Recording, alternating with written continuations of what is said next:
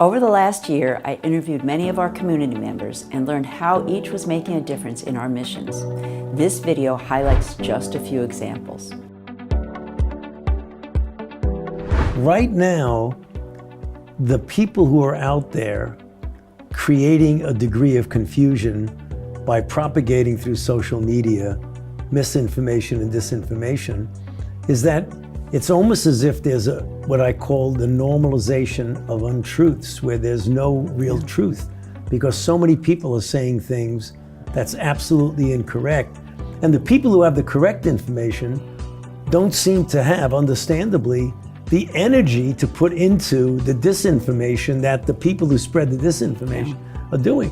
We are building iCubes so that we can find solutions to clinical research problems. So if we think about over the last 20 years, all the different discoveries in technology and genetics and molecular biology, you can think of all the amazing discoveries. It still takes maybe 10, 15 years for those discoveries to get to patients. And we want to change that. We are here to change how we do clinical research. We want to make sure that it's faster, that it's cheaper, and more inclusive. We're really fortunate to have Duke as the mothership. So we're a small school. We have 50-odd faculty, but we have the resources of Duke so that, for instance, when we need to do metabolomics, Chris Newgard comes out and helps us set it up.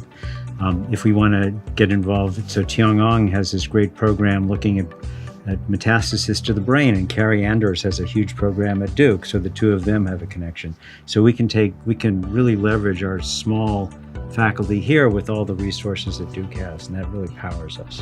COVID really showed the illustration, sort of like how, these medical and physical elements, physical and mental health elements really sort of overlap and are interwoven. And really think about that, because on the surface, COVID-19 is an infectious disease, right? It's a physical problem, right? But it has a real significant mental health toll that we're still dealing with today. And so I think, we have to sort of be mindful when we think about all sorts of diseases, that there's a physical component, but there's also a behavioral mental health component. If you're anything like Trevor and I, which I'm sure students are, because Duke recruits people that are motivated to make change when they see a change needs to be made, just remember when you get here to take a deep breath and listen and see kind of what's going on and where you can best put your skills.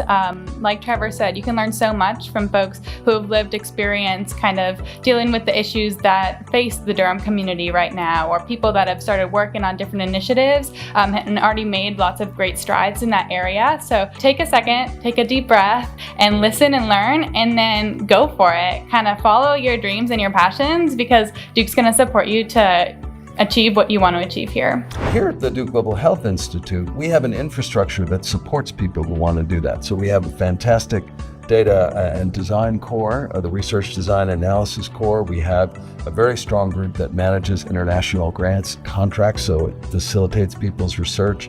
And I think more than anything else, we have a very large cadre of Duke faculty, students, and staff who are totally committed to this idea of global health equity. I think we have a really unique relationship between the Durham VA and Duke.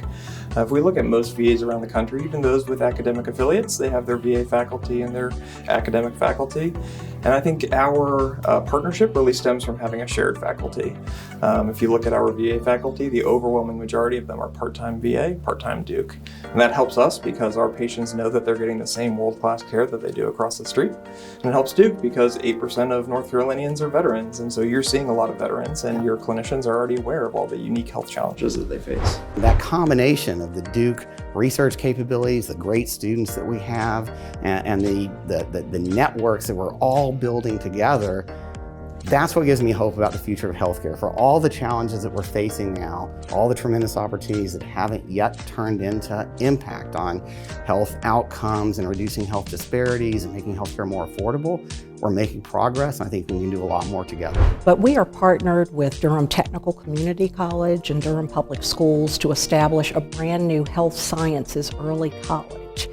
Bloomberg Philanthropies is investing $29.5 million, and we could not be more delighted.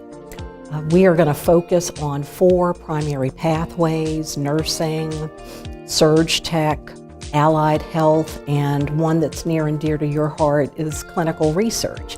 And that's based on the in-demand roles within the health system that have minimum qualifications of a high-quality credential or an associate degree. With clinical research, we're particularly excited because we have an opportunity to establish a brand new apprenticeship. It'll be the first in North Carolina and probably the third in the entire US. So very, very excited. Our planet is warming and climate change is real. And beyond just heat, as we have noticed over the summer with the multiple days above 90 and the heat index is above 100, it's also affecting other parts of our environment, including things like appreciating the hurricanes and the 7.5 inches of water that our community got. And ultimately that has an impact on health and the health of the communities that we take care of. I think that's why it is such a special team, is because everybody brings their own story to the Brain Tumour Centre, and they're all incredibly dedicated people who are there for the families and the patients, that's for sure. Because I think there's a sense of being part of something bigger. Absolutely, and we appreciate it. And thank you to everybody for all that you do.